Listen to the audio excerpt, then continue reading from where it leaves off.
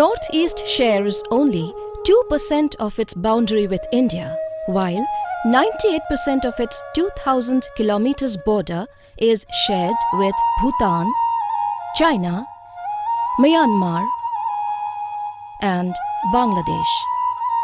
Within the borders of India, the peoples of Northeast are divided into 7 states: Arunachal Pradesh, Assam, Manipur, Meghalaya, Mizoram, Nagaland, and Tripura.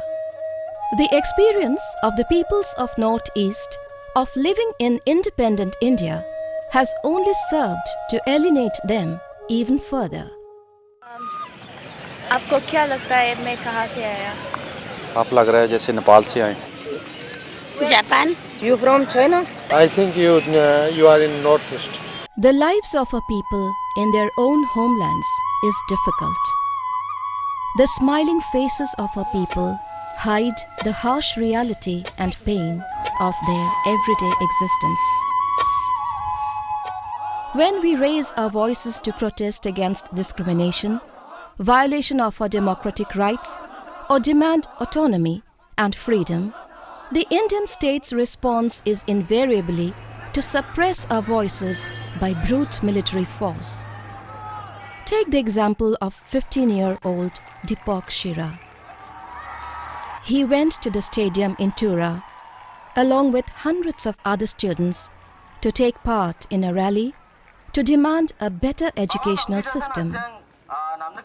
He saw how the paramilitary forces and special police arrested Sheng Rak, their leader. The leader did not resist.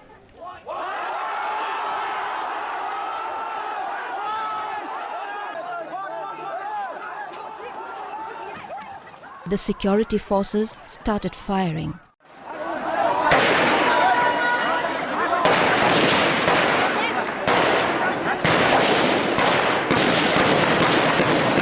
From every part of Northeast have been compelled to leave the security of their homes and pick up the gun to fight for their right to self-determination and political freedom.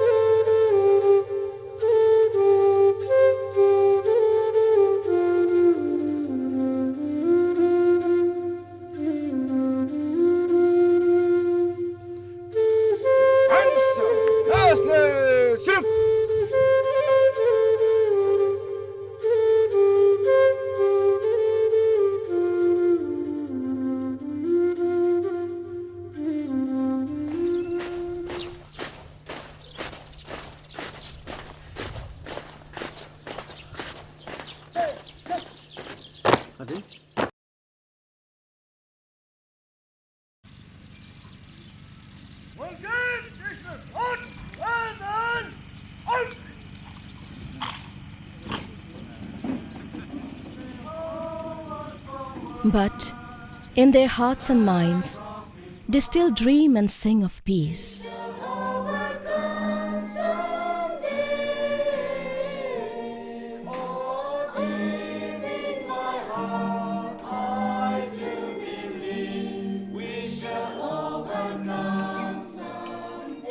Listen to the voices of the leaders of the movements of self-determination. This group of people today are living fragmented, displaced, marginalized and exploited in our homeland as an outcome of colonization by the British and later by the Indian rulers.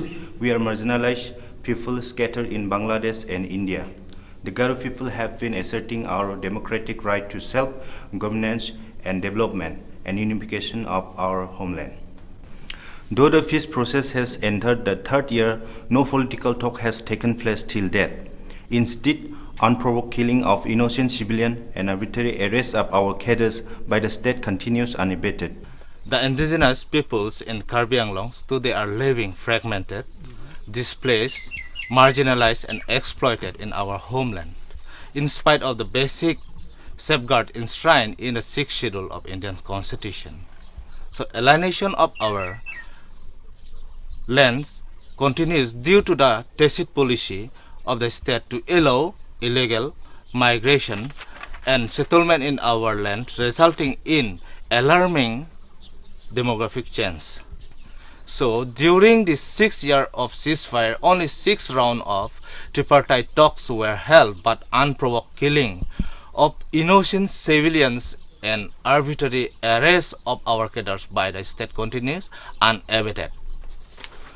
So we have been maintaining extreme restraint to avoid further arms confrontation with the hope for a peaceful negotiated political settlement within the Union of India, but the attitude and the intention pro-Christianization by the state has compelled us to unilaterally suspend further talks. Boros, the largest indigenous tribe in the Northeast India, has been struggling for their right to self-determination ever since we were colonized by the British and the Indian rulers.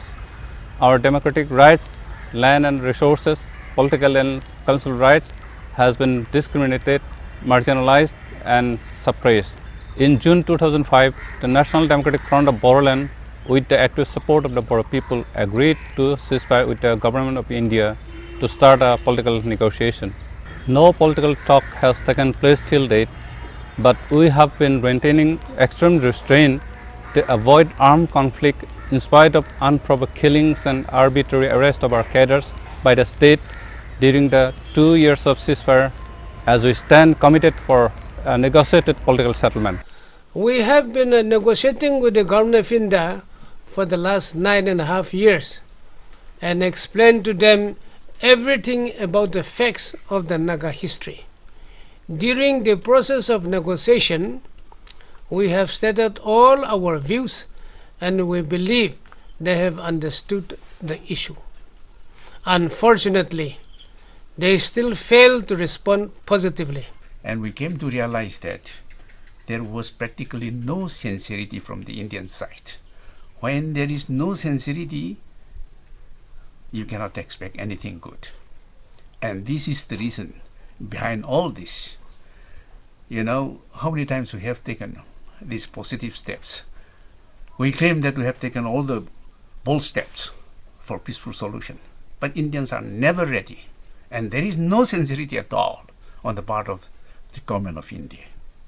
These are the 10 of the 300 cadres of the armed resistance movements killed by the Indian security forces despite of their being in the ceasefire.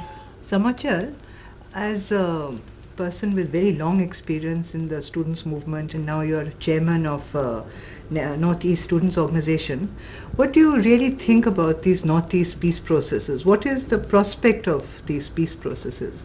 Yes, see, the mindset of the Indian government is not positive towards the people of Northeast. It was reflected through various accords in Northeast. Do you agree with Samachar? Are you so optimistic about this? Well, the peace processes in the Northeast has not yielded any result. The Nagas have had 58 rounds of negotiation with the Government of India. The Boros, after having ceasefire the last 2 years, are still waiting for a talk with the Government of India. The Garos, for the last 3 years, have been waiting for a negotiation with the Government of India. The Garbis, for example, have had 6 rounds of talks in 6 years of ceasefire. And so also the Dimasas have been having series of negotiations with the Government of India and Government of Assam. But Nandita, I would see most of the Northeast armed groups are banned even though they are in ceasefire with the Government of India. Do you think it's justified under the law? And as an Indian human rights lawyer, having experience of working in the Northeast, what do you think? And why the Indian state is not responding? I think if we look at all the peace processes that you were also mentioning, or even mention Kashmir peace process, Indra Abdullah Award of 79. After that, in fact just after that, we had insurgency in Kashmir in 89. So obviously the Indian state looks upon peace processes either as a device for national integration It looks upon this whole peace processes as a counterinsurgency device rather than to have a vision or use it as an opportunity to have a more democratic federal India. Right. So, in this kind of situation, I don't think the question that you're asking is so much legal as political. Because if you really are serious about negotiating with groups, then if you ban them, then you can't really negotiate with them. Any peace process that results in the death of thousands of cultures and civilizations, the destruction of rich biodiversity, and deprives people of their right to self-respect, dignity, and human rights can only spell disaster for India and for the region.